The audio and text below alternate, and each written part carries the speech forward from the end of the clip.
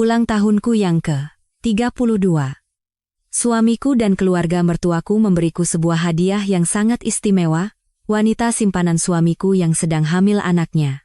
Dan tanpa tahu malu, mereka memintaku untuk menerima wanita itu sebagai bagian dari keluarga. Kisah yang akan saya ceritakan hari ini adalah tentang seorang wanita yang, ketika suaminya dan 8 anggota keluarga mertuanya setuju dia tinggal bersama wanita simpanannya, tidak membuat keributan sedikit pun, melainkan membawa seluruh hartanya dan pergi ke Swiss. Saat dunia mereka runtuh setelah memeriksa saldo rekening dan jiwa mereka yang kosong, saat itulah balas dendam yang sesungguhnya dimulai. Kirana, hari ini memang ulang tahunmu, tapi semua keluarga besar sudah berkumpul. Ada hal penting yang harus kami bicarakan denganmu.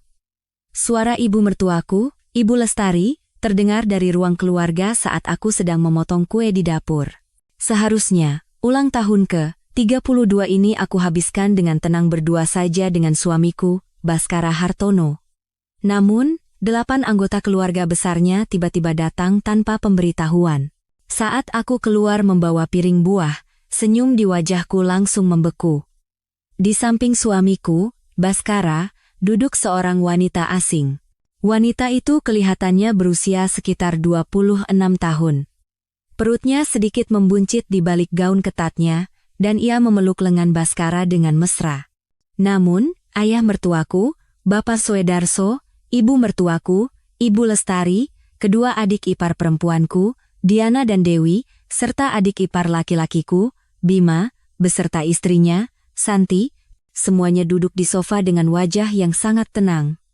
Seolah-olah semua ini adalah hal yang wajar. Tanganku gemetar saat meletakkan piring buah di atas meja. Akhirnya, Baskara angkat bicara. Suaranya terdengar begitu percaya diri, nada yang belum pernah kudengar sebelumnya. Kenalkan, ini pacarku, Rania. Dia sedang hamil. Katanya laki-laki. Aku berdiri terpaku di tempat. Darah di tubuhku terasa mendingin, dan telingaku berdengung seolah ada ribuan lebah terbang di sekitarnya. Ibu mertuaku, Ibu Lestari, berdeham dan berkata, Kirana, kamu kan tahu sendiri, kamu dan Baskara sudah menikah 5 tahun tapi belum punya anak. Garis keturunan keluarga Hartono tidak boleh putus. Rania ini badannya sehat, dan langsung hamil anak laki-laki. Ini pasti kehendak Tuhan. Aku menatap tajam pada Baskara, pria yang kukenal sejak kuliah dan kucintai selama 8 tahun, dia menghindari tatapanku dan malah merangkul bahu Rania. Wanita itu dengan angkuh mengangkat dagunya seolah pamer. Jadi, alasan kalian semua datang hari ini adalah... Suaraku keluar dengan tenang, yang bahkan mengejutkan diriku sendiri. Adik iparku, Diana, menyeringai. Kak Kirana, masa belum paham juga? Kak Rania hamil anak Mas Baskara. Jadi tentu saja dia harus tinggal di rumah ini. Tenang saja, Kak Kirana tetap jadi nyonya rumah di kamar utama. Kak Rania ini cuma untuk melahirkan anak saja kok. Aku memandang sekeliling.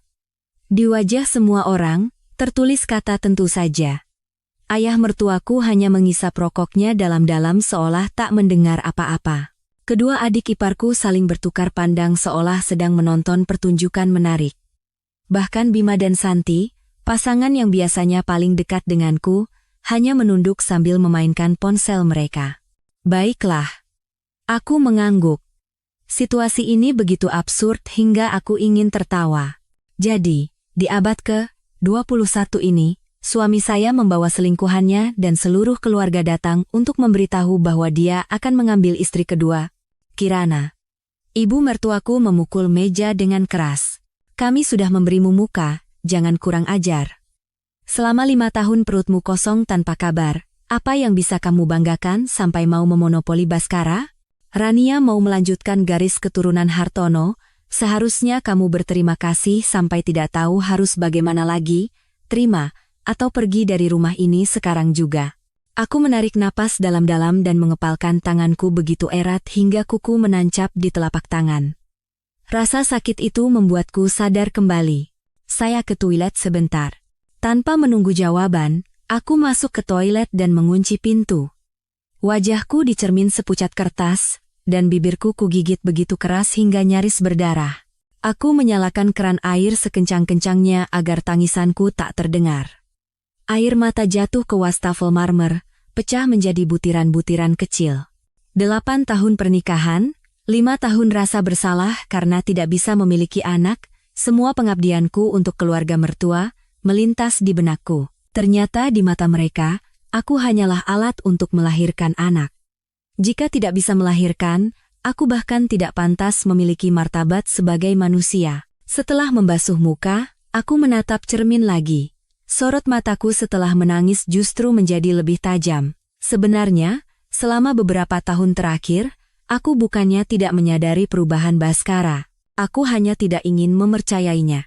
Kalau dipikir-pikir sekarang, seharusnya aku sudah sadar sejak lama dari ponsel yang tak pernah lepas dari tangannya, lembur yang terlalu sering, dan sikapnya yang dingin padaku. Sambil mengeringkan wajah, aku membuka cloud di ponselku. Di sana ada riwayat percakapan WhatsApp Bhaskara yang sudah kubuat cadangannya beberapa bulan lalu. Percakapan vulgar, bukti transfer berkali-kali ke Rania, bahkan rencana mereka tentang bagaimana cara membuatku setuju bercerai dengan sukarela. Semuanya ada di sana dengan jelas. Aku tersenyum sinis dan membuka folder lain. Di dalamnya ada bukti-bukti keuangan yang diam-diam kukumpulkan selama bertahun-tahun. Bukti kepemilikan saham perusahaan, catatan pembelian properti, informasi rekening investasi, Bhaskara Hartono, bisikku pelan pada bayanganku di cermin, kamu pasti akan menyesalinya. Saat aku kembali ke ruang keluarga, semua mata tertuju padaku. Mungkin mereka mengira aku akan menjambak rambut Rania dan meraung-raung. Tapi aku menghancurkan ekspektasi mereka sepenuhnya. Sudah saya pikirkan, kataku dengan dingin. Rania boleh tinggal di rumah ini. Tapi, kamar utama tetap saya yang pakai. Dia bisa pakai kamar tamu. Bhaskara menghela napas lega, tapi Rania cemberut. Mas, kan kamu janji aku yang pakai kamar utama? Lakukan saja seperti itu, potongku. Hari ini ulang tahunku, setidaknya sampai malam ini, sayalah nyonya rumah di sini. Ibu mertuaku, Ibu Lestari, mengangguk puas. Nah, begitu baru menantuku. Kirana, jangan khawatir. Nanti kalau bayinya lahir, di akta kelahiran akan dicatat sebagai anakmu. Rania itu cuma ibu pengganti. Aku tersenyum dan mengangguk. Dalam hati, aku mengulangi kata ibu pengganti. Siapa yang memanfaatkan siapa, kalian akan segera tahu. Malam itu, Bhaskara tanpa ragu pergi ke kamar tamu bersama Rania. Aku berbaring sendirian di ranjang besar di kamar utama, gelisah sepanjang malam. Menjelang subuh, aku diam-diam bangun dan pergi ke ruang kerja. Aku menyalakan komputer dan mengirim email ke teman kuliahku, Eliana, yang tinggal di Swiss. Situasi darurat. Tolong cari tahu secepatnya syarat visa investor Swiss dan cara transfer aset, sulit untuk menelepon, hubungi lewat email saja. Penting. Setelah mengirim email, aku membuka galeri ponselku dan melihat foto-foto kami bersama Bhaskara selama bertahun-tahun. Dari kampus, bulan madu di Maladewa, kantor bawah tanah saat merintis usaha, hingga pesta perayaan perusahaan Go Public. Di setiap foto, senyumnya terlihat begitu tulus. Kapan dia mulai berubah? Mungkin, hati manusia memang tidak pernah abadi. Saat fajar mulai menyingsing, aku menutup laptop dan membulatkan tekad. Jika mereka ingin melanjutkan sandiwara absurd ini, aku akan dengan senang hati ikut bermain. Tapi, pemeran utama di panggilan tirai terakhir haruslah aku. Kak, lemari ini aku yang pakai ya. Baju-baju kakak yang norak itu sudah aku rapikan di gudang bawah. Suara Rania terdengar dari kamar utama. Dari sudut koridor, aku melihat wanita yang 7 tahun lebih muda dariku itu mengobrak-abrik ruang ganti seolah itu miliknya. Dia mengenakan setelan Chanel yang kubeli bulan lalu, dan jam tangan Cartier yang dihadiahkan ibu mertuaku di pergelangan tangannya. Itu adalah hadiah ulang tahun pernikahanku yang ketiga. Silakan saja. Aku berkata dengan suara yang sangat tenang, bahkan aku sendiri terkejut, sambil memegang cangkir kopi. Rania, yang tidak suka dengan reaksiku, cemberut dan sengaja meninggikan suaranya, Mas, lihat deh. Kak Kirana baik banget ya, aku pindah ke sini dia nggak peduli sama sekali. Bhaskara keluar dari kamar mandi dengan rambut yang masih meneteskan air. Dia menatapku dengan canggung, lalu berkata pada Rania, "Rania, sudah cukup, cepat ganti baju. Kita harus ke rumah sakit untuk periksa kandungan." "Ih, aku mau Kak Kirana ikut juga dong. Nanti kan kalau bayinya lahir, dia akan panggil Kak Kirana Bunda Besar, kan? Iya kan?" Rania memeluk lengan Baskara dan menatapku dengan tatapan provokatif. Kukuku menancap di telapak tangan, tapi senyum anggun masih tersungging di bibirku. "Hari ini ada pekerjaan di kantor. Kalian berdua saja yang pergi." "Oh, ya?" Aku mengeluarkan kartu VIP dari tasku dan memberikannya pada Baskara. "Pakai ini. Ini kartu VIP rumah sakit Premier, jadi tidak perlu antre." Baskara tampak tertegun sejenak, mungkin tidak menyangka aku akan bersikap selapang dada ini. Rania merebut kartu itu dan mendengus. "Wah, Kak Kirana memang pengertian ya." "Yah, sekarang kakak tidak perlu pusing-pusing lagi. Aku yang akan mengurus Mas Baskara dan bayinya baik-baik." Melihat punggung mereka yang berjalan beriringan menjauh, senyum di wajahku perlahan memudar. Aku kembali ke ruang kerja, mengunci pintu, dan langsung menyalakan komputer untuk melakukan panggilan video. Di seberang layar, ada Eliana, teman kuliahku yang tinggal di Zurich. "Kirana, kamu benar-benar sudah memutuskan? Apa harus sampai sejauh ini?" tanya Eliana cemas. Aku serius. Aku menampilkan file-file yang telah kusiapkan di layar. Datanya sudah siap semua. Syarat minimum untuk visa investor Swiss 1 juta franc Swiss, kan? "Iya, benar. Tapi apa kamu bisa mentransfer dana sebesar itu tanpa sepengetahuan Baskara? Kalian kan mengelola perusahaan bersama." "Tentu saja." Aku tersenyum sinis dan membuka file terenkripsi. "Lihat ini. Ini adalah daftar investasiku atas nama pribadi selama 5 tahun terakhir. Dan dividen yang seharusnya aku terima dari perusahaan." Baskara bahkan tidak tahu jumlah pastinya. Ditambah lagi, mahar dari papa saat aku menikah. Kalau barang-barang antik dan perhiasan itu diuangkan, jumlahnya akan jauh melebihi itu. Eliana bersiul. "Kamu sudah mempersiapkannya sejak lama ya?" "Bukan persiapan, ini penyakit akibat kerja," kataku sambil mengetik ringan di keyboard. Orang dari tim keuangan selalu menyiapkan pintu darurat. Hanya saja aku tidak menyangka akan menggunakannya secepat ini. Setelah menutup telepon, aku memeriksa rekaman yang diam-diam kuambil semalam. Itu adalah rekaman Rania yang sedang mencoba perhiasan di kamar ibu mertuaku secara diam-diam. Wanita serakah ini sama sekali tidak tahu bahwa setiap gerak-geriknya direkam. Saat makan siang, aku bertemu sahabatku Maya Sari di sebuah restoran dekat kantor. Maya adalah teman SMA-ku yang sekarang bekerja sebagai detektif di unit kriminal berat Polda Metro Jaya. Astaga, Baskara sudah gila. Maya nyaris menumpahkan cangkir kopinya setelah mendengar ceritaku. "Si Rania itu siapa sebenarnya?" "Katanya sih resepsionis baru di perusahaannya. Mereka mulai dekat 3 bulan lalu saat aku dinas ke luar negeri," kataku sambil mengaduk latte. Tiba-tiba Maya merendahkan suaranya. "Tunggu sebentar. Rania, apa jangan-jangan dia wanita berambut panjang, ada tahi lalat di dekat mata kiri, dan mengendarai Mini Cooper Pink?" Aku langsung mengangkat kepala.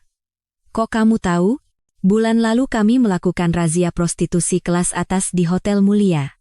Nama wanita itu ada di daftar yang kami amankan." Maya mencari sesuatu di ponselnya. "Benar, ini dia orangnya. Rania Putri. Nama aliasnya Linda, spesialis mengincar pria-pria kaya. Waktu itu aku yang piket dan menginterogasinya, tapi dia ngotot bilang sedang berkencan dengan pacarnya."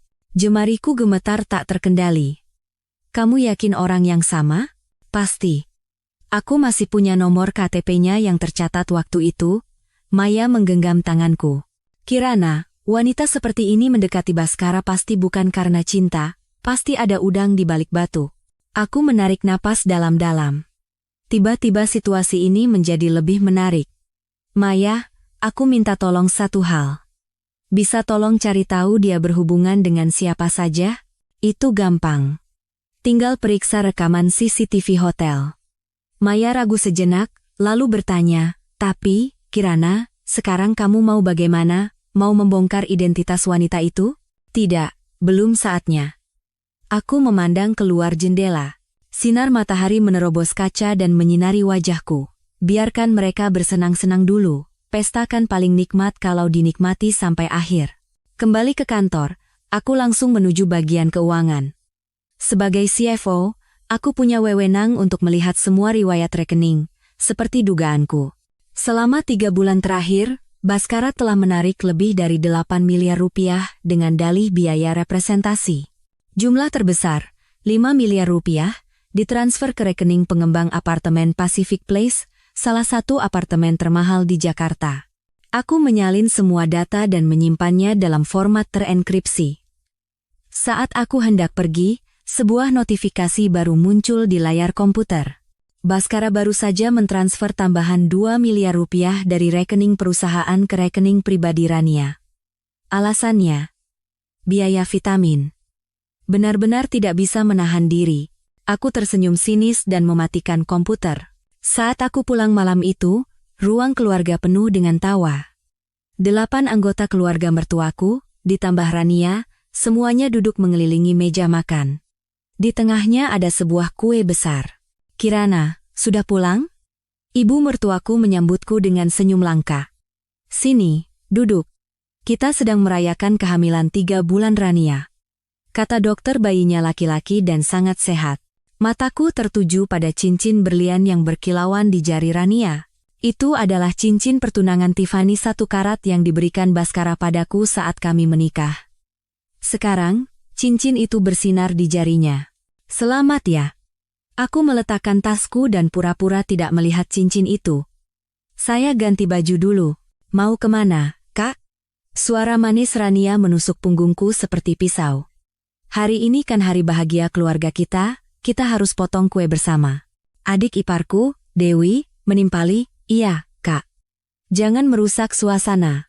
Nanti kan kalau bayinya lahir, kakak yang akan jadi bunda besarnya, harus akrab dari sekarang dong." Aku berhenti di tempat. 8 pasang mata menatapku tajam, menunggu aku hancur atau marah.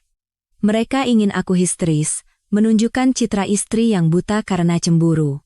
Dengan begitu, mereka bisa dengan tenang melanjutkan sandiwara tak masuk akal ini. Baiklah. Aku tersenyum dan berjalan ke meja makan. Kalau begitu, saya cuci tangan dulu. Saat melewati Rania, aku tidak sengaja menyenggol gelas jusnya. Cairan merah tumpah ke gaun putihnya, meninggalkan noda besar. "Ah bayuku," pekik Rania. "Aduh, maaf, tanganku licin." Aku menunjukkan telapak tanganku dengan wajah polos. "Tidak apa-apa kok, gaun ini kan harganya cuma 20 juta. Minta saja Mas Baskara belikan yang baru." Mas Baskara kan orang yang bisa langsung bayar DP apartemen 5 miliar. Apalah artinya sepotong baju. Meja makan menjadi sunyi senyap. Wajah Baskara pucat pasi, dan ibu mertuaku menoleh tajam ke arah putranya. "Apa? 5 miliar? Rania panik dan mencoba menjelaskan. "Bukan begitu, Bu. Itu, Mas Baskara pinjamkan uang padaku. Di rekening perusahaan ada kekurangan lebih dari 8 miliar, saya sudah periksa semua," kataku dengan tenang. "Tapi tidak apa-apa. Toh, separuh saham perusahaan kan milik Mas Baskara. Dia berhak memakainya sesuka hati." Meninggalkan kalimat itu, aku berjalan ke kamar tidur. Dari belakang, aku mendengar pertanyaan histeris ibu mertuaku bercampur dengan penjelasan terbata-bata Rania. Setelah menutup pintu dan bersandar di baliknya, aku akhirnya menumpahkan air mata yang kutahan seharian. Tapi aku hanya menangis selama 1 menit. Setelah mengusap air mata, aku memeriksa ponsel. Ada pesan dari Maya. "Sudah kutemukan. Lawanmu bukan orang sembarangan. Dia pacaran dengan 3 pria sekaligus. 1 Baskara, 1 lagi pewaris Ganesha Group, Yuda, dan yang terakhir pemegang saham di perusahaanmu, Wangsa Wijaya." Terlampir foto-foto tangkapan layar CCTV hotel yang menunjukkan Rania bermesraan dengan pria yang berbeda-beda. Melihat foto wanita serakah dan bodoh itu, aku tanpa sadar tersenyum. Dia sama sekali tidak tahu bahwa dia sedang berjalan menuju kematiannya sendiri, dan tugasku hanyalah menunggu dengan tenang sampai dia memasang jerat di lehernya sendiri. Larut malam, email dari Eliana di Swiss tiba. Semua persiapan selesai. Bisa dimulai kapan saja. Aku juga sudah mencarikan private banker terbaik di Jenewa untukmu, orang yang sangat bisa dipercaya. Aku membalas. Minggu depan aku akan ke sana dengan alasan pelatihan perusahaan di luar negeri. Sebelumnya, tolong satu hal. Cari tahu bagaimana hukum Swiss mengenai pelacakan aset setelah perceraian. Aku menutup laptop dan memandang keluar jendela. Lampu-lampu kota masih bersinar terang, dan di dalam hatiku, sebuah lentera yang lebih terang telah menyala. Cahaya itu bernama kebebasan. Ibu Kirana, ini boarding pass Anda. Sekretaris pribadiku, Budi, menyerahkan map dokumen. Petugas penjemput di Swiss juga sudah dikonfirmasi. Profesor Hans dari Universitas Zurich akan menjemput Anda langsung di bandara. Aku mengangguk sambil memeriksa barang bawaanku untuk terakhir kalinya. 3 minggu lalu, tepat setelah pertemuan keluarga yang absurd itu, aku merencanakan perjalanan dinas ini. Alasannya adalah mengikuti pelatihan standar akuntansi keuangan internasional, tetapi sebenarnya ini adalah langkah pertama dalam rencana balas dendamku. Urusan kantor saya serahkan pada Pak Budi. Terutama laporan keuangan kuartalan, harus saya periksa dulu sebelum dipublikasikan. Budi adalah salah satu dari sedikit orang yang kupercayai. Baik, Bu. Budi ragu sejenak, lalu berkata, Bapak Baskara kemarin menyetujui lagi pengeluaran 2 miliar rupiah dari rekening pengeluaran khusus dengan alasan biaya representasi.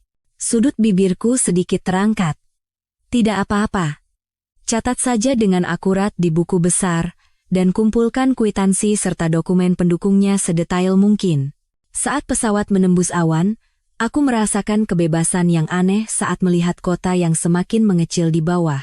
Kota tempatku tinggal selama lebih dari 30 tahun, keluarga yang kuyakini akan menjadi tempatku selamanya, kini terasa begitu menyesakan.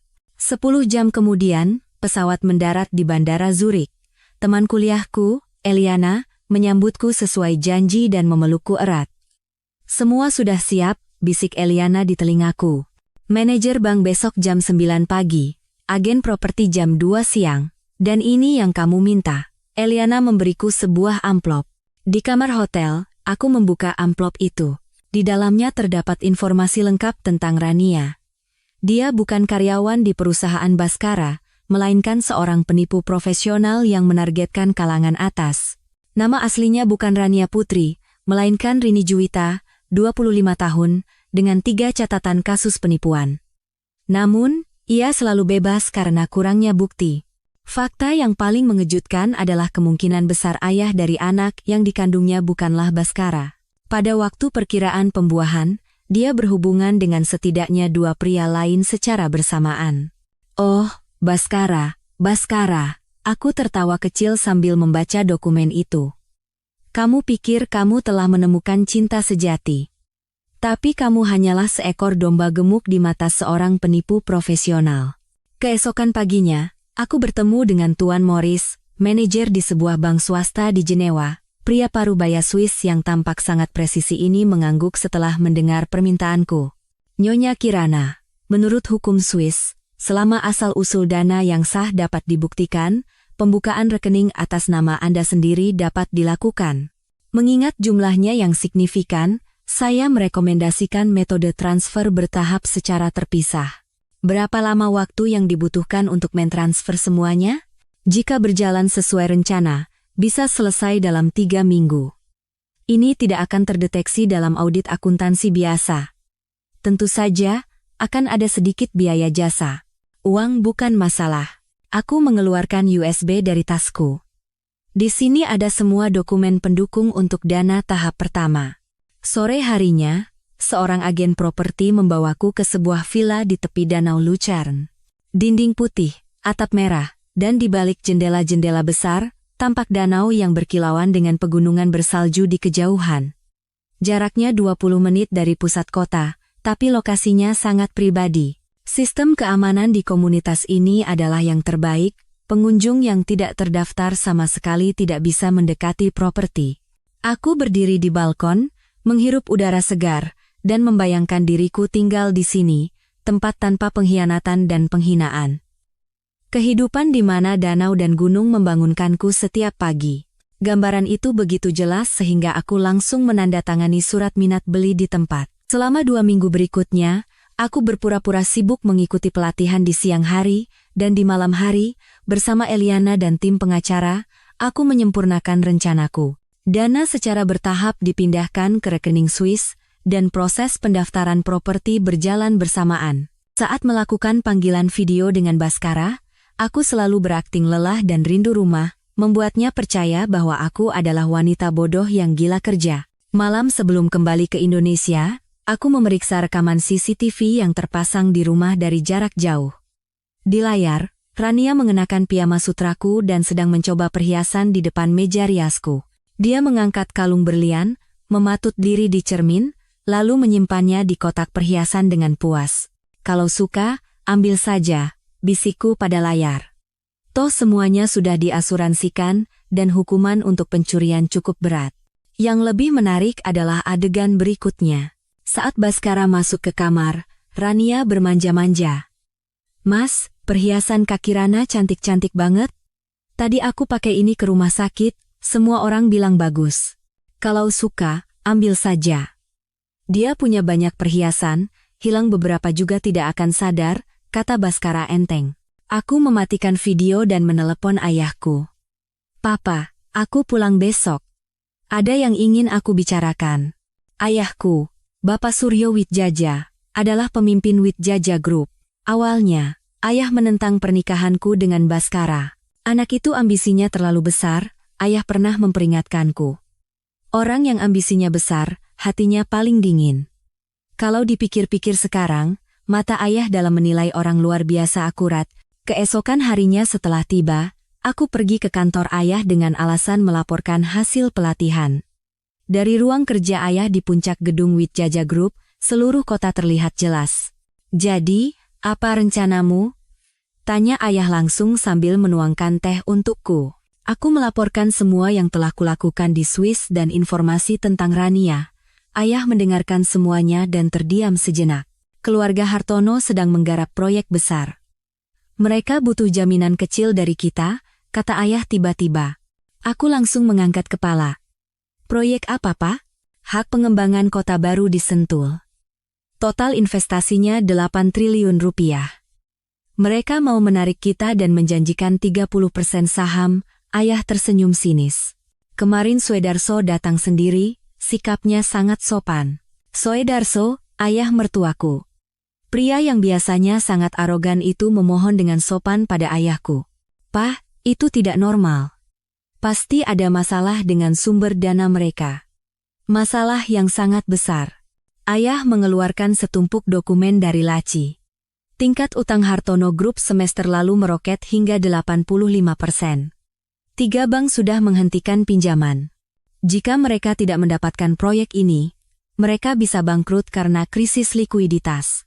Aku membaca dokumen itu dengan cepat dan menyusun rencana yang berani. "Pak, jangan tanda tangani surat jaminan itu. Selain itu, kita harus diam-diam menjual semua saham Hartono Group yang kita miliki." Mata ayah menunjukkan kilat pujian. "Sudah dimulai. Tapi, Kirana," ayah menatapku dengan serius, "kamu benar-benar akan menempuh jalan ini? Sekali dimulai, tidak ada jalan untuk kembali." "Sejak hari ulang tahunku, jalan kembali sudah tidak ada lagi," jawabku dengan tenang. Dalam perjalanan pulang, aku menerima telepon dari Budi. "Bu Kirana, gawat. Bapak Baskara hari ini tiba-tiba ingin memeriksa semua riwayat rekening bank perusahaan, terutama rekening investasi di bawah wewenang Ibu." Jantungku berdebar kencang. Dari rekening-rekening itu, hampir 200 miliar rupiah telah dipindahkan ke Swiss. "Kenapa tiba-tiba?" katanya wanita bernama Rania itu yang menghasut. "Dia bilang mungkin ibu telah memanipulasi buku besar perusahaan." Aku tersenyum sinis. "Sampaikan padanya, kapan saja dipersilakan." "Oh, dan dokumen pendukung biaya representasi khusus yang saya minta, sudah siap semua, kan?" "Ya, Bu. Sudah disiapkan dengan sangat detail." Suara Budi terdengar ragu. "Tapi, Bu, beberapa rincian pengeluarannya benar-benar tidak pantas dilihat." "Sempurna. Aku menutup telepon dan segera menelepon nomor lain. Maya, aku minta tolong satu lagi. Bisakah kamu mendapatkan salinan berita acara pemeriksaan dan barang bukti saat Rania ditangkap dulu? Setibanya di rumah, pemandangan yang menyambutku adalah kekacauan. Ruang gantiku berantakan, produk rias di meja riasku hampir habis, dan beberapa karya seni koleksiku juga hilang. Oh, Kak Kirana sudah pulang? Rania muncul dari dapur. Dia mengenakan gaun Dior edisi terbatas milikku dan gelang giok peninggalan nenekku di pergelangan tangannya. Aku dan Mas Baskara mengubah sedikit suasana rumah. Bagus, kan? Aku menahan keinginan untuk mencabik-cabiknya dan tersenyum. Tentu saja. Oh, ya. Aku mengeluarkan sebuah kotak cantik dari koperku. Aku beli oleh-oleh dari Swiss. Rania membuka kotak itu dengan gembira. Di dalamnya ada sebuah kalung Cartier. Sebenarnya, itu adalah barang palsu berkualitas tinggi yang kubeli buru-buru sebelum pulang. Wah, cantik sekali. Rania langsung memakai kalung itu dan berputar-putar di depan cermin. Terima kasih banyak, Kak. Syukurlah kalau kamu suka. Aku memotretnya yang sedang memakai kalung itu dengan ponselku. Yang asli harganya lebih dari 1 miliar, jadi dijaga baik-baik ya. Malam itu, Baskara secara tak terduga memulai percakapan denganku. Tingkat pengembalian rekening investasi perusahaan cukup bagus, ya. Dia jelas sedang mengujiku sambil mengamati reaksiku. Iya. Aset luar negeri yang kita investasikan tahun lalu tingkat pengembaliannya 30% lebih tinggi dari dalam negeri. Terutama obligasi Swiss senilai 200 miliar itu, imbal hasilnya 8% per tahun. Aku sengaja membocorkan sedikit fakta. Mata Baskara berbinar. Kamu mengelola semua rekening itu sendirian? Tidak. Semuanya tercatat di Departemen Keuangan. Kenapa tiba-tiba bertanya soal itu? Tidak, hanya saja. Kakak sepupuku seorang ahli investasi, katanya dia bisa membuat portofolio aset kita lebih efisien. Aku hampir tertawa terbahak-bahak. Dia sudah mulai berpikir untuk mengutak-atik rekening investasiku. Sungguh serakah. Boleh.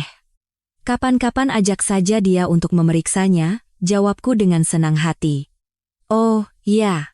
Papa bilang katanya butuh dukungan dana untuk proyek kota baru di Sentul. Wajah Baskara menegang. Papa mertua bilang begitu? Iya. Katanya sedang dipertimbangkan. Aku sengaja berhenti sejenak, lalu melanjutkan, tapi kondisi pasar sedang tidak bagus, jadi mungkin hanya akan diinvestasikan sebagian. Baskara langsung menjadi cemas. Kirana, proyek itu sangat penting bagi keluarga kami. Bisakah kamu bicara baik-baik dengan Papa?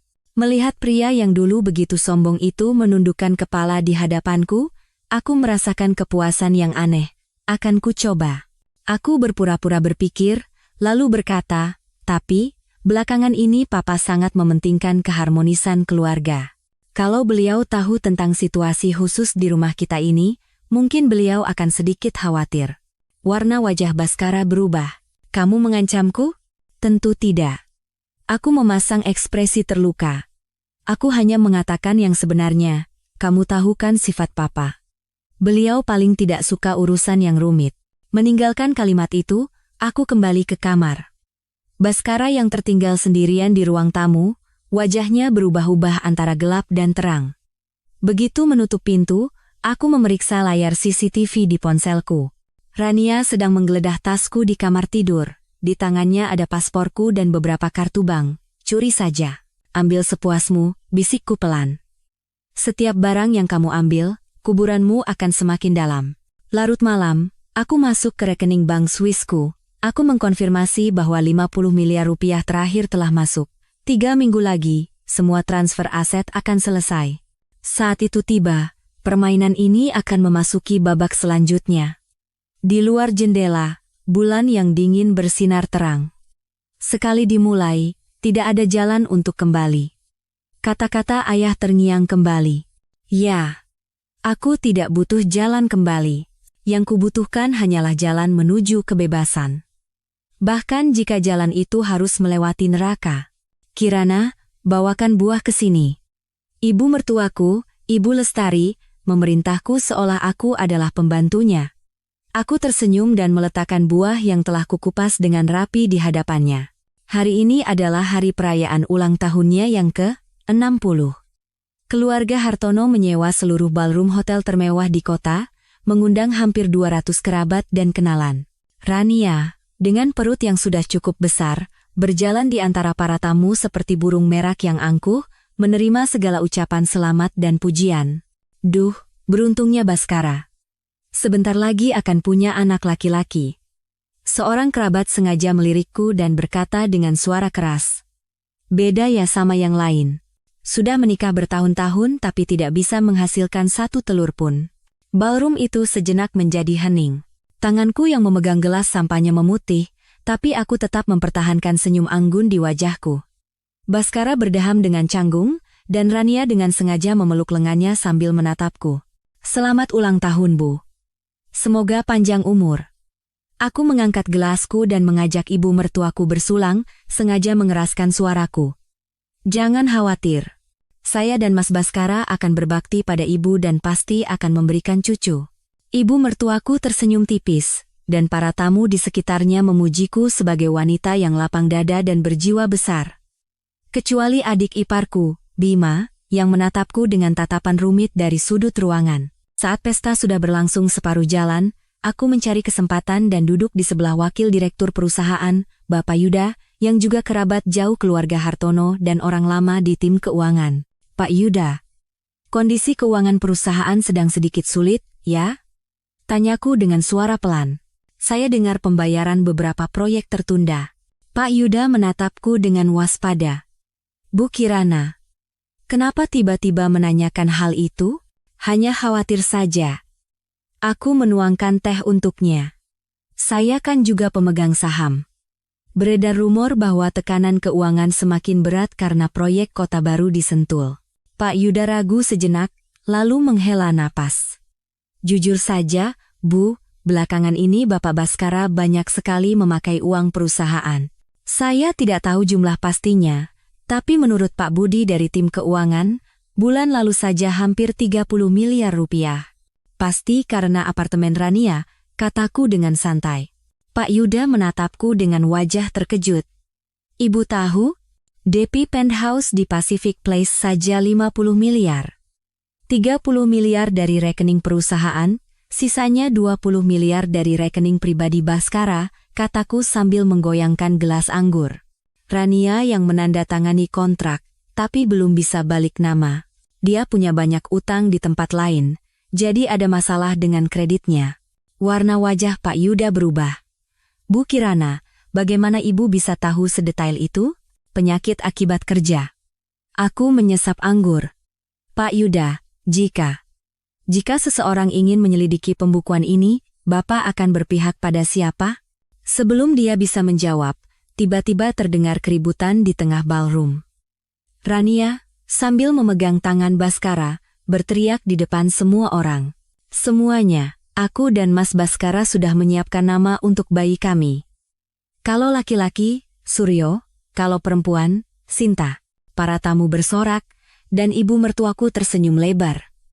Bagus, bagus sekali, nama yang bagus. Aku diam-diam menyalakan fitur rekam suara di ponselku dan mendekati Baskara. Mas, nama bayinya bagus sekali. Tapi ku dengar kompleks Pacific Place kurang bagus untuk sekolah anak.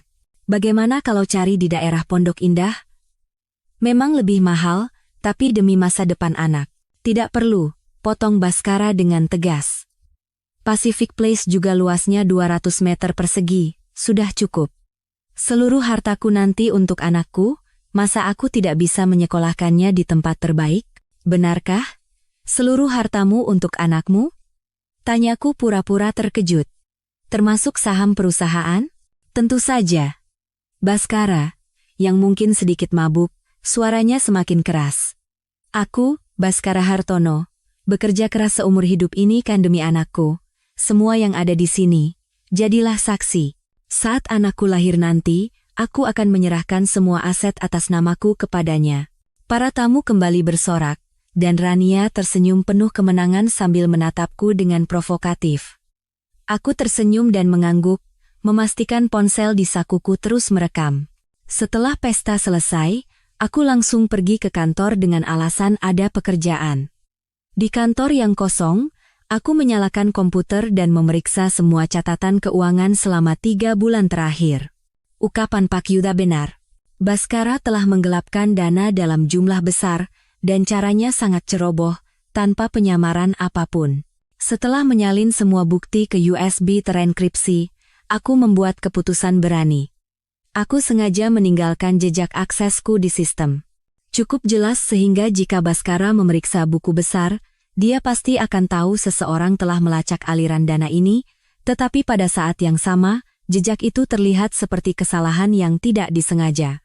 Pekerjaan selesai saat fajar menyingsing. Saat aku meregangkan badan dan hendak mematikan komputer, sebuah notifikasi email dari Eliana di Swiss muncul.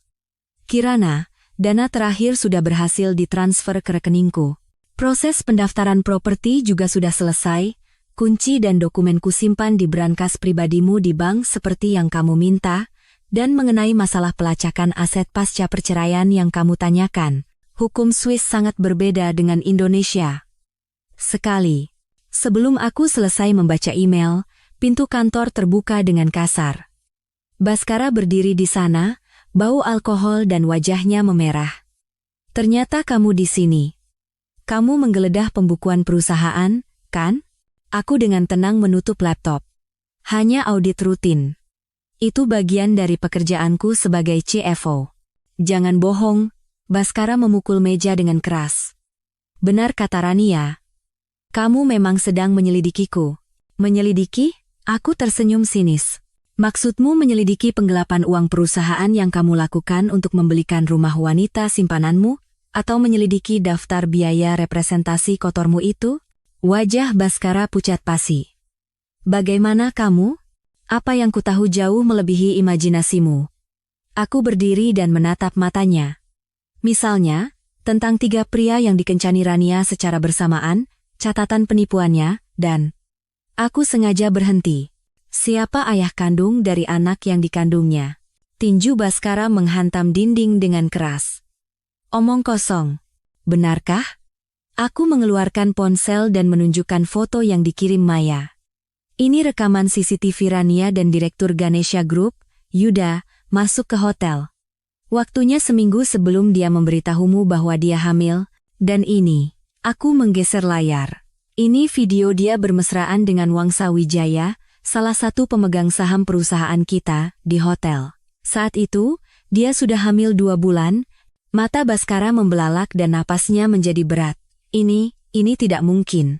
Tes DNA itu mudah. Begitu bayinya lahir, kita akan tahu. Tapi sepertinya kita tidak perlu menunggu selama itu.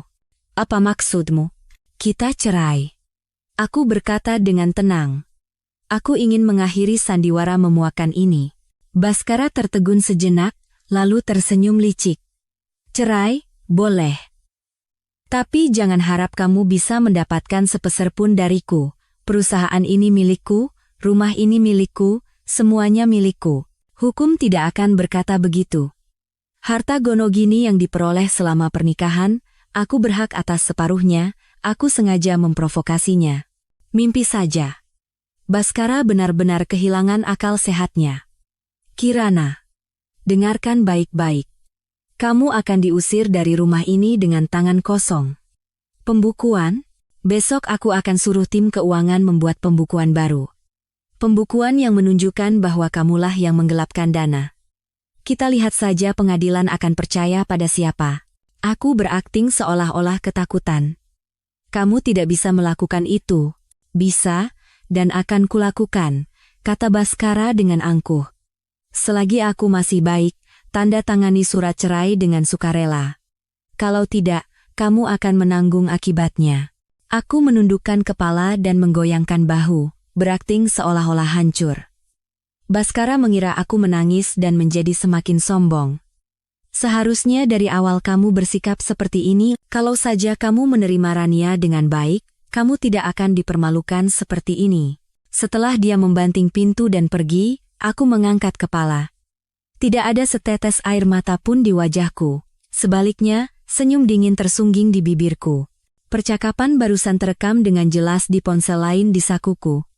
Aku menyalakan komputer dan mengirim email singkat ke Eliana. Percepat tahap terakhir. Siapkan rencana B. Kemudian aku mengirim pesan transkripsi kepada ayahku. Mulai tarik dana. Setelah menyelesaikan semuanya, aku bersandar di kursi dan menghela napas panjang. Kemarahan Bhaskara, ancamannya, bahkan rencananya untuk menjebakku dengan memanipulasi pembukuan, semuanya sesuai dengan perkiraanku. Yang terbaik adalah dia sendiri yang mengatakan akan mengusirku dengan tangan kosong. Ini akan menjadi bukti terkuat di pengadilan. Ditambah dengan rekaman suaranya di pesta yang menyatakan akan memberikan seluruh hartanya kepada putranya dan bukti penggelapan yang ada di tanganku. Aku memandang pemandangan malam kota dari jendela. Lampu-lampu neon yang berkelip di kejauhan tampak seperti kembang api perayaan untukku. Masakan balas dendam memang paling nikmat disajikan dingin. Mulai besok, aku akan menjalankan tahap selanjutnya dari rencanaku. Istri malang yang mentalnya hancur karena diusir oleh suami dan wanita simpanannya. Tidak ada penyamaran yang lebih sempurna dari ini. Siapa yang akan menyangka bahwa wanita gila seperti itu sedang merencanakan balas dendam yang begitu sempurna. Aku mengambil foto pernikahan kami dari bingkai di atas meja dan merobeknya menjadi 2. Bagian wajahnya kumasukkan ke dalam mesin penghancur kertas. Permainan sudah dimulai, sayang, bisikku ke kantor yang kosong. Semoga kamu menyukai akhir cerita yang telah kusiapkan untukmu. Sinar matahari pagi menyelinap melalui celah tirai ruang gawat darurat. Aku berbaring di brangkar, menatap langit-langit dengan hampa. Aktingku tentang gangguan jiwa semalam sempurna. Aku menghancurkan semua barang di rumah, berteriak histeris, dan akhirnya pingsan dengan mulut berbusa. Tekanan darah pasien normal, saturasi oksigen 98%, tidak ada luka fisik. Dokter berkata kepada perawat, tapi reaksi pupilnya lambat, kemungkinan mengalami gangguan disosiatif akibat syok mental yang hebat. Aku tetap memasang ekspresi kosong tanpa berkedip. Di sudut ruangan, wajah Bhaskara penuh dengan kekesalan, sementara adik iparku Diana menunjukkan kekhawatiran palsu. Dokter, sepertinya kakak ipar saya sangat terkejut. Ini semua gara-gara Mas Bhaskara. Sudah, percuma bicara seperti itu sekarang. Bentak Bhaskara. Cepat resepkan obat supaya bisa kita bawa pulang. Itu tidak bisa, kata dokter sambil membetulkan kacamatanya. Pasien saat ini dalam kondisi depresi berat dengan gejala psikotik. Diperlukan observasi rawat inap minimal 2 minggu. Wajah Bhaskara menegang. 2 minggu? Selama itu, perawatan gangguan jiwa tidak boleh terburu-buru. Jika wali tidak kooperatif, kami bisa mengajukan permohonan rawat inap paksa ke pengadilan. Aku nyaris tertawa terbahak-bahak dalam hati. Dokter itu adalah sepupu dari teman kuliahku, yang semalam diam-diam kuhubungi untuk mengatur seluruh skenario diagnosis ini.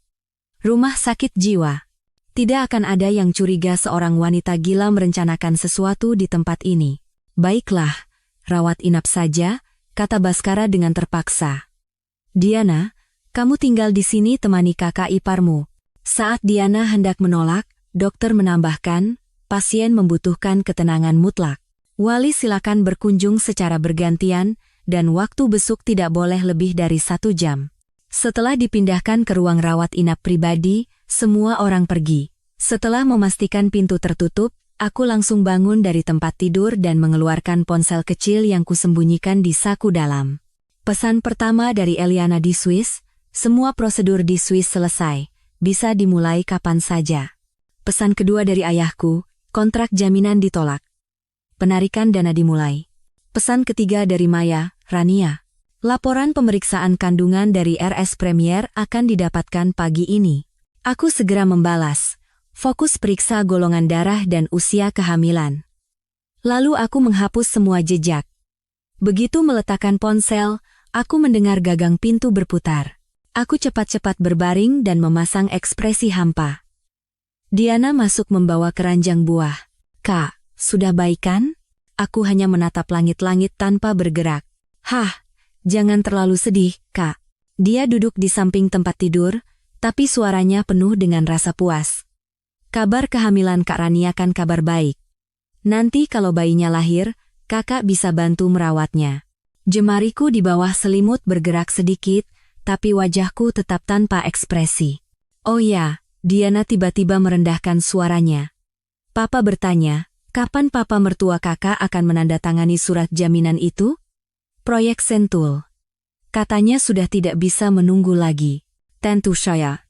Dalam hati aku tersenyum sinis. Yang mereka khawatirkan bukanlah penyakitku, melainkan dukungan dana dari Wijaya Group. Karena aku tidak menjawab, Diana dengan kesal menyenggolku. Dengar tidak, sih? Keluarga sedang berantakan, tapi kakak malah enak-enakan pura-pura gila di sini. Aku perlahan menoleh dan menatapnya dengan tatapan paling kosong. Lalu tiba-tiba aku membuka mulut dan tersenyum lebar. Darah, banyak sekali darah. Diana terkejut dan mundur. Apa? Darah bayi. Semuanya. Merah, kataku dengan suara serak, menatap tajam ke perutnya. Wanita gila. Diana pucat pasi, meraih tasnya dan lari keluar. Dokter, suster. Wanita itu sudah gila. Pintu tertutup, dan aku kembali tenang. Aku mengeluarkan pulpen yang kusembunyikan di balik baju, dan menulis beberapa kata kunci di lenganku, jaminan, Sentul, 2 minggu. Keesokan paginya, seorang perawat muda datang membawa obat. Ibu Kirana, waktu minum obat. Dia memberikan obat dan dengan cepat menyelipkan secarik kertas ke tanganku. Setelah perawat pergi, aku membuka kertas itu. Tertulis, laporan Rania didapat.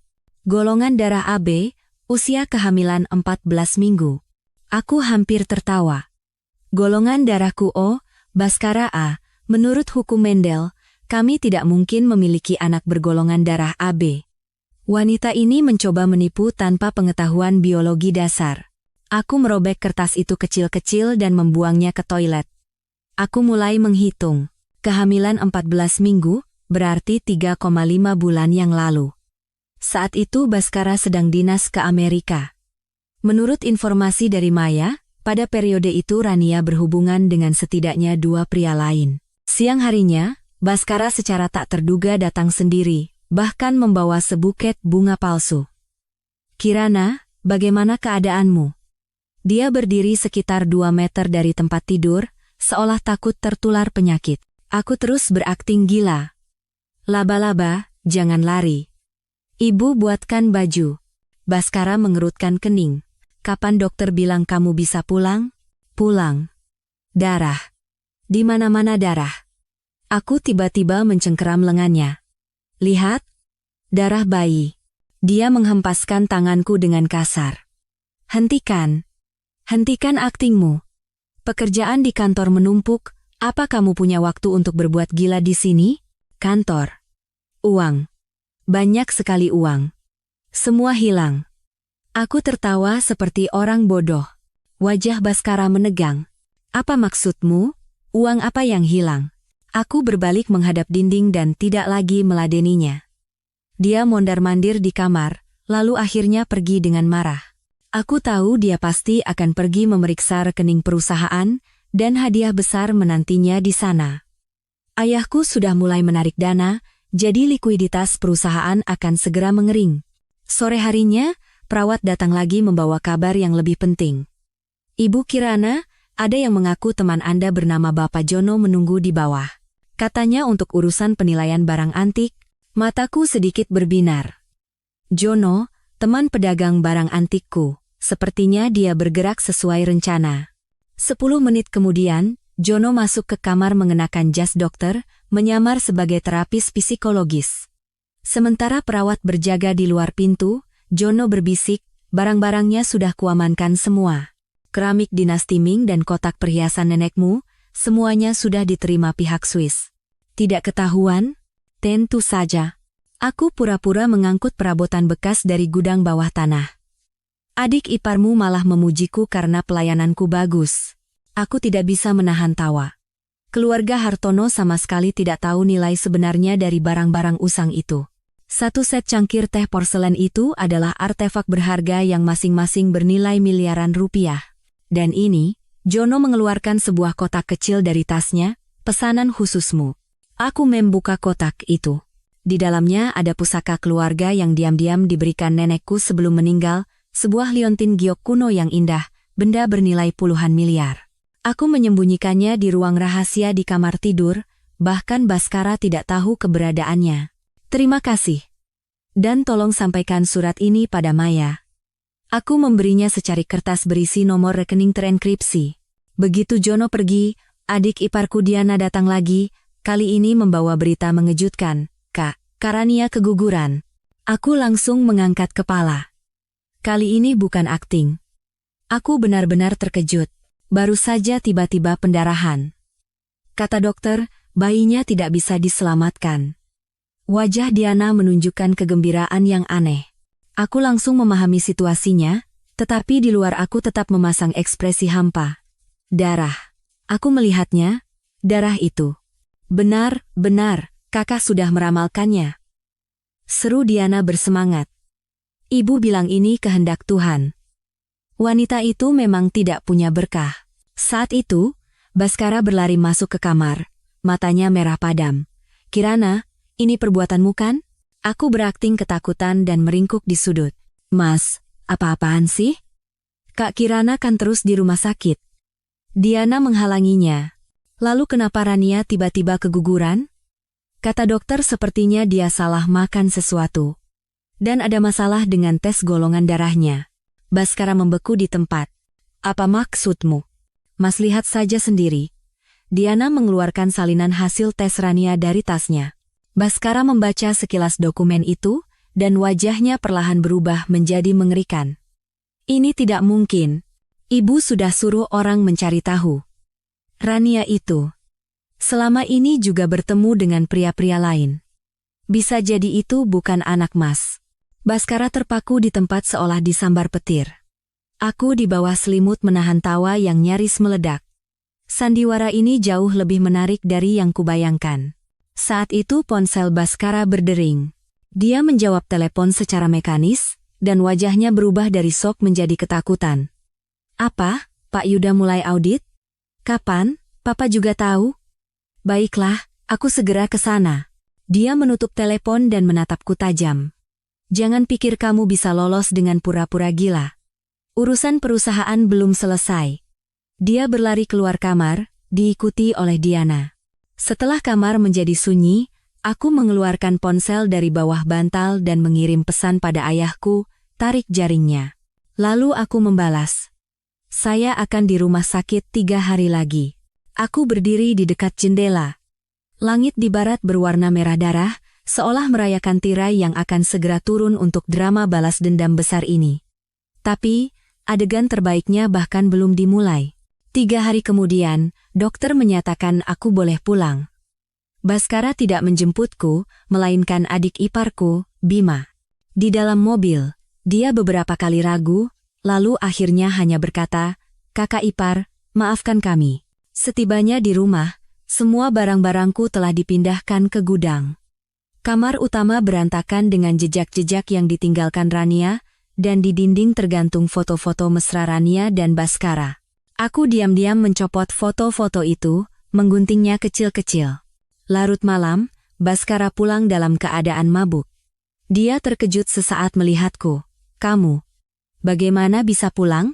"Dokter bilang sudah sembuh," kataku dengan tenang. Dia menatapku selama beberapa detik, lalu tiba-tiba berlutut dan memeluk kakiku. "Kirana, aku salah. Aku ditipu oleh wanita jahanam itu. Anaknya bukan anakku, dan perusahaan juga diambang kebangkrutan. Tolong bantu aku."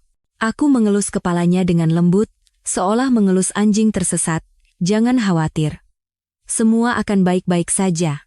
Kata-kata ini tulus. Ya, semuanya berjalan dengan baik sesuai rencanaku, hanya untukku. Larut malam, aku mengkonfirmasi bahwa dana terakhir telah masuk ke rekening bank Swissku. Besok, aku akan secara resmi mengajukan gugatan cerai. Dan Baskara Hartono, yang dulu begitu sombong seolah memiliki dunia, akan menyadari bahwa dia tidak memiliki apa-apa.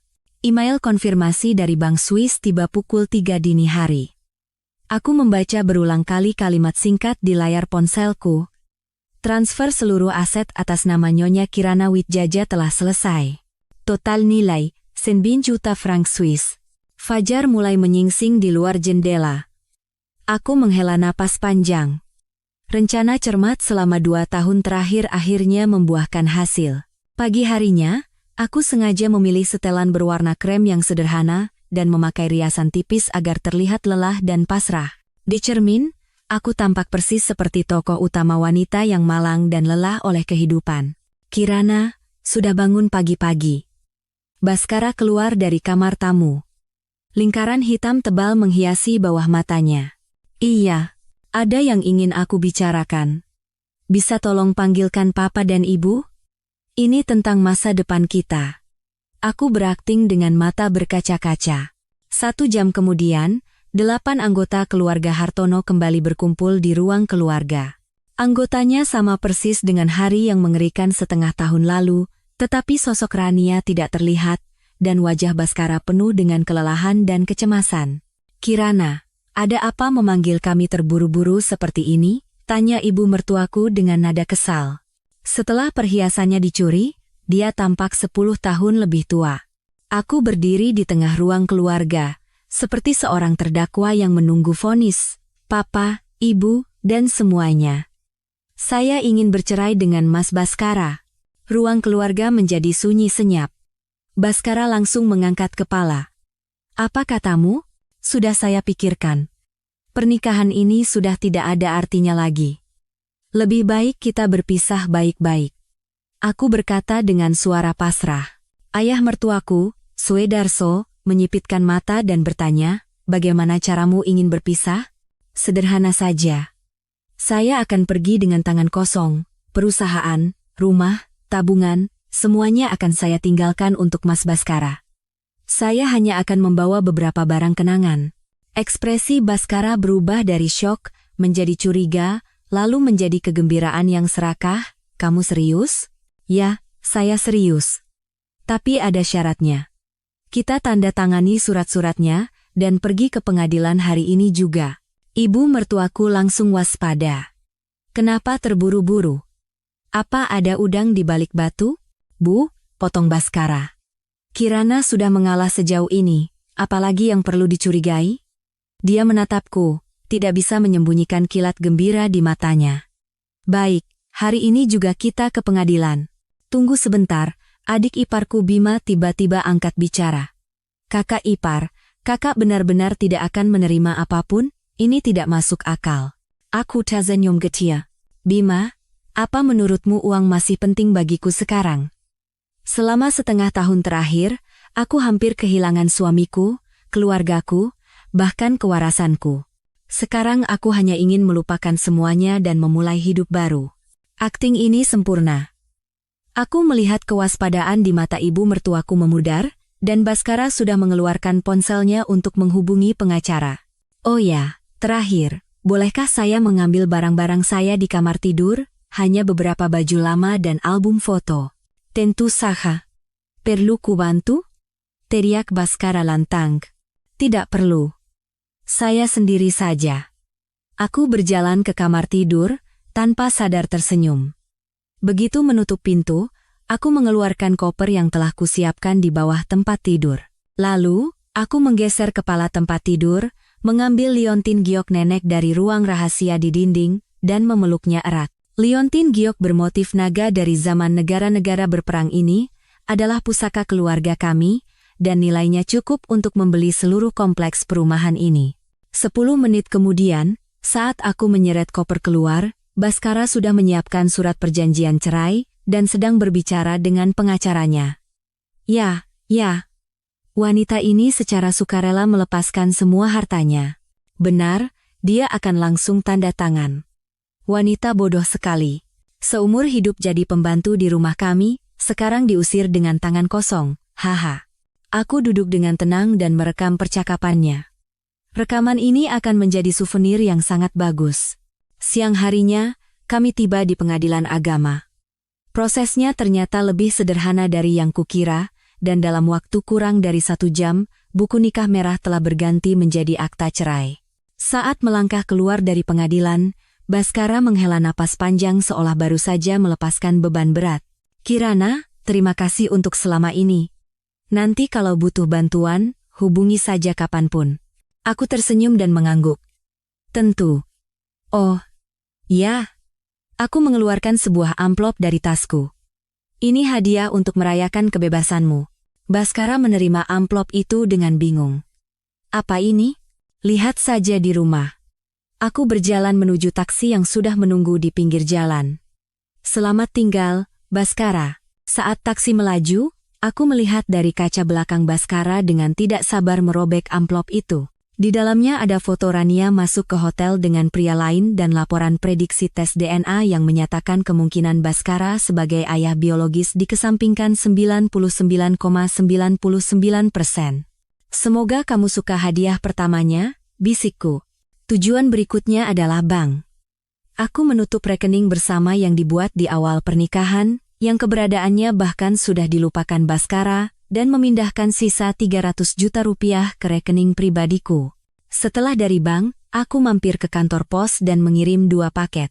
Satu untuk ibu mertuaku, berisi salinan kwitansi pegadaian tempat Rania menggadaikan perhiasan dan foto-foto barang bukti. Satu lagi untuk Pak Yuda di kantor, berisi bukti lengkap penggelapan dana oleh Baskara. Terakhir, aku mampir ke kantor pengacara dan menandatangani semua dokumen hukum. Pengacara tersenyum dan berkata, menurut surat perjanjian ini, Nyonya Kirana tidak hanya melepaskan semua harta bersama, tetapi juga terbebas dari semua utang bersama. Menurut penyelidikan saya, utang Hartono Group saat ini mendekati 2 triliun rupiah. Aku mengangguk puas. Menjelang malam, aku kembali ke rumah yang bukan lagi milikku untuk mengambil barang terakhir. Di dalam taksi menuju bandara, aku menyalakan ponsel untuk terakhir kalinya. Ratusan panggilan tak terjawab dan pesan teks dari keluarga Hartono membanjiri layar. Yang paling epik adalah pesan suara dari ibu mertuaku pada pukul 3 dini hari. Dengan suara histeris, dia mengutukku, meneriakkan bahwa aku telah menghancurkan keluarga Hartono, memanggilku wanita ular. Terima kasih atas pujiannya, jawabku ringan, lalu mengeluarkan kartu SIM, mematahkannya menjadi 2, dan melemparkannya keluar jendela. Di konter check-in bandara, saat aku menyerahkan paspor dan tiket, petugas tersenyum dan bertanya, Nyonya Kirana, penerbangan ke Swiss kali ini untuk liburan atau urusan bisnis? Pulang ke rumah. Aku menjawab dengan tenang, saya pulang ke rumah saya. Saat pesawat menembus awan, aku melihat dari jendela kota tempatku tinggal selama lebih dari 30 tahun semakin mengecil, dan akhirnya menghilang di bawah awan. Tidak ada kesedihan. Hanya ada rasa kebebasan. Liontin jiok nenek di saku dalamku masih terasa hangat. Selamat tinggal, masa laluku. Aku memejamkan mata. Kehidupan baru, aku datang. Dan di belahan bumi lain, mimpi buruk keluarga Hartono baru saja dimulai.